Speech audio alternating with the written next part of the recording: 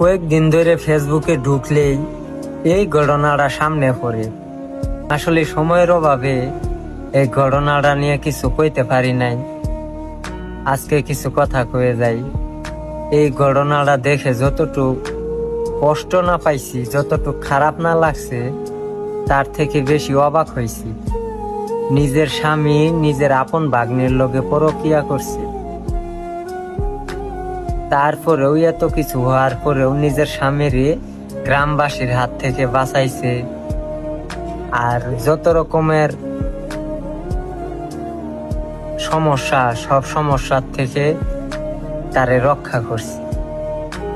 এত কিছু হওয়ার পরেও যেই নারী তার স্বামীর সঙ্গ ছাড়ে না, ওই পুরুষ খুব ভাগ্যবান পুরুষ। আগে বলতাম যে যার চরিত্র যেমন তার জীবন সঙ্গীও পরে তেমন,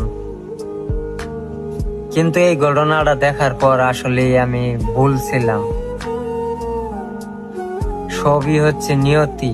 কিছু কিছু সময় চরিত্রহীন পুরুষ চরিত্রবান নারীর জীবন নষ্ট করে, আবার কিছু কিছু সময় সৎ চরিত্রবান পুরুষের জীবন কোনো এক নারীর পাল্লাই করে নষ্ট করে। অবশেষে একটা কথাই বলবো, এরকম চরিত্রবান নারী প্রত্যেকটা পুরুষের ঘরেই হোক, আর এইরকম চরিত্রহীন পুরুষ কারো জীবনে না আসুক।